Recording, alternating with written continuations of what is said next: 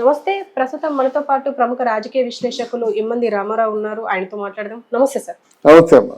Sir, Modi ఇవాళ ఒక వ్యాఖ్య చేశారు. ఏంటంటే పవన్ కళ్యాణ్ కి ఏదైనా ఆపద వస్తే తాట తీస్తాను అని చెప్పేసి అంటున్నారు.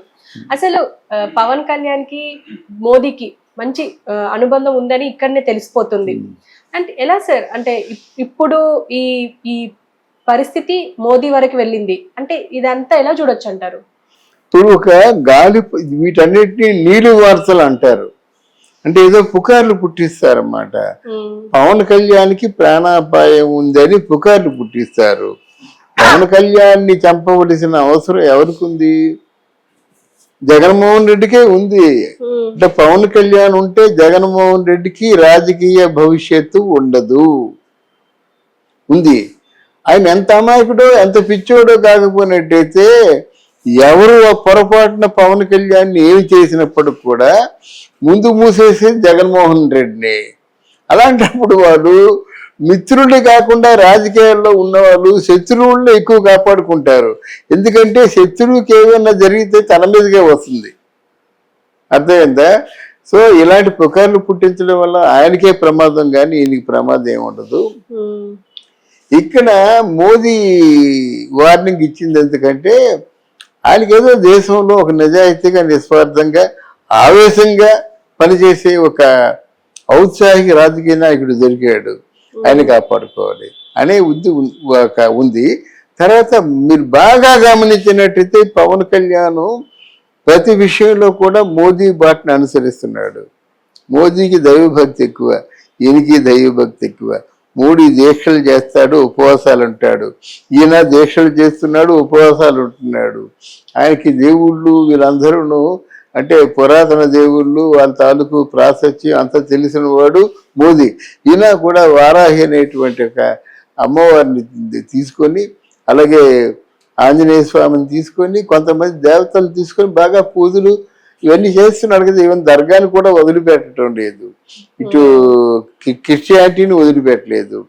అంటే ఆయనకి రాజకీయంగా ఒక రాజకీయ లబ్ధి కోసం చేస్తున్నాడా అన్నది వేరే విషయం. ఎందుకంటే ఇప్పుడు అందరినీ కూడా దగ్గరికి చేర్చుకునే ఏర్పాటు చేస్తున్నాడు. క్రిస్టియన్స్ ఆయన కోసం ప్రేయర్లు చేస్తున్నారు, దర్గాలో ప్రార్థనలు చేస్తున్నారు, హిందూ దేవాలయాల్లో పూజలు చేస్తున్నారు, నోవులు రథాలు ఉపవాసాలు దీక్షలు అన్ని చేస్తున్నాడు అనమాట. సో ఇద్దరు లైక్ మైండెడ్ అయ్యారు అన్నమాట. ఇప్పుడు you tell me your friend I will tell about you అంటాం కదా.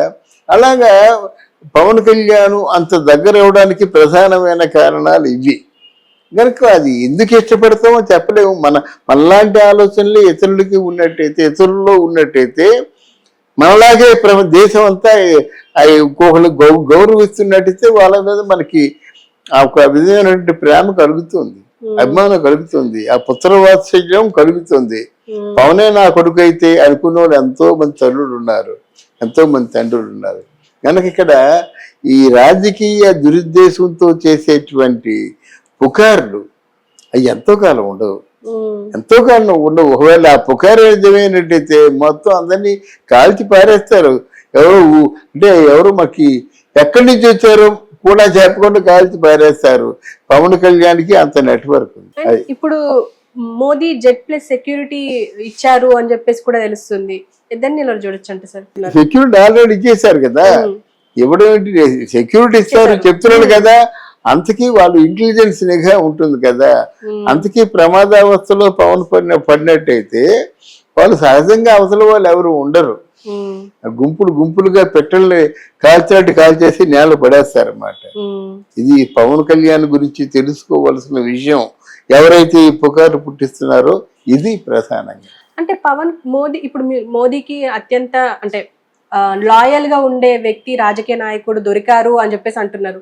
అంటే పవన్ కళ్యాణ్ లాగా ఇంకా ఎవరు లేరు అంటారా? ఇంకెవరు రారు అంటారా రాజకీయాల్లోకి? చూద్దామమ్మా. మనం ప్రాక్టికల్ గా 14 సంవత్సరాలు చూసాం. ఇక్కడ మనం నిన్న మొన్న చూడలేదు. పవన్ కళ్యాణ్ 14 సంవత్సరాలుగా మనం గమనిస్తున్నాం. అన్నిట్లో హైలైట్ గా నిలిచాడు. ఆస్తులు అమ్మేసుకున్నాడు, డిపాజిట్లు అమ్మేసుకున్నాడు, మళ్ళీ కొనుక్కున్నాడు. పార్టీ బిల్డింగ్ కోసం వాళ్ళు ఉన్నట్టు ఆస్తి పాస్తి అంతా అయిపోయింది. ఈరోజు 65 కోట్ల అప్పులో ఉన్నాడు. ఆఖరికి ఆ వదిన దగ్గర చేసా 2 కోట్ల అప్పు కూడా చెప్పుకున్నాడు కదా. అందువల్ల ఇట్లాంటి పరిస్థితుల్లో ఇంకెవరైనా వచ్చినట్లయితే డెఫినెట్ గా సేవాభావం ఉన్న వాళ్ళని తొందరగా గమనిస్తాం మనం, తొందరగా ప్రజల దృష్టిలో పడిపోతాం అన్నమాట. ఇప్పుడు మనకి 5 సంవత్సరాల్లో తీరని వెలిసేదంటే అన్న క్యాంటీన్లు. ఎందుకంటే సేవా కార్యక్రమాలు చేసేవాళ్ళు. వాళ్ళు 5 రూపాయలు అసలు వాళ్ళ దగ్గర 5 రూపాయలు లేకపోయినా దారిని పోతున్న వాళ్ళు 10 రూపాయలు ఇస్తే దర్శినేవాళ్ళు. కనుక ఎవరికైతే ఎక్కడైతే సేవాభావం ఉంటుందో అక్కడ డెఫినెట్ గా ప్రజల ఆదరణ ఉంటుంది. ఇప్పుడు దేవాలయాల దగ్గర నిత్యాన్నదాన సత్రాలు, నిత్యాన్నదాన వితరణ ఉందంటే కారణం ఏంటంటే అక్కడ ఏమున్నా ఎంత డబ్బున్నా కాదు, ఆకలేసిన టైంలో 5గురు వెళ్ళిపోతున్నారు, తినేస్తున్నారు, వచ్చేస్తున్నారు. స్వామి ఎంత మంచి పని చేశారు భగవంతుడా అనుకుంటారు అన్నమాట.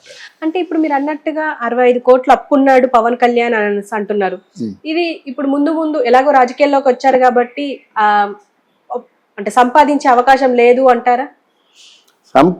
రాజకీయాల్లో సంపాదించడం అంటే గురజాడ చెప్పినట్టు సొంత లాభం కొంత మానుకొని సొంత లాభం కొంత మానుకో పొరుగువాడికి సాయపడబోయి.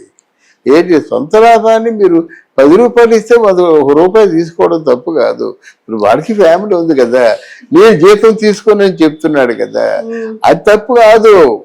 మీకు 1,00,000 కోట్లలో ఒక 5 కోట్లు 10 కోట్లు ఖర్చు పెట్టి మిగతా 90 కోట్లు కూడా వెనకేసుకోవడం మాత్రం నేరం, ఆత్మహత్య సదృశం. ఎందుకంటే ఈ 90 కోట్లు జాతి సంపద, పశువులు ఉంటున్నారు, వాళ్ళు ఆత్మహత్య చేసుకుంటున్నారు, రైతులు ఆత్మహత్య చేసుకుంటున్నారు, ఆకలి దప్పికతో ఉన్న వాళ్ళందరూ ఆత్మహత్యలు చేసుకుంటున్నారు. వాళ్ళ తాలూకు ఉసిరు తగలదా? ఏం తాత్కాలికంగానే బ్యాంకులో ఉంటాయి. తర్వాత నువ్వు పోయినప్పుడు 1 రూపాయి తీసుకెళ్తావా? 1 అంగుళం జాగా తీసుకెళ్తావా? అరే 26 జిల్లాల్లో పెద్ద పెద్ద బిల్డింగ్లు కట్టించేసాను, ఈ బిల్డింగ్ల మాట ఏంటంటే ఉండవయ్యా, ఉంటాయి, ఇవాళ రేపు ఇంకొకరే అవుతాయి అంతే.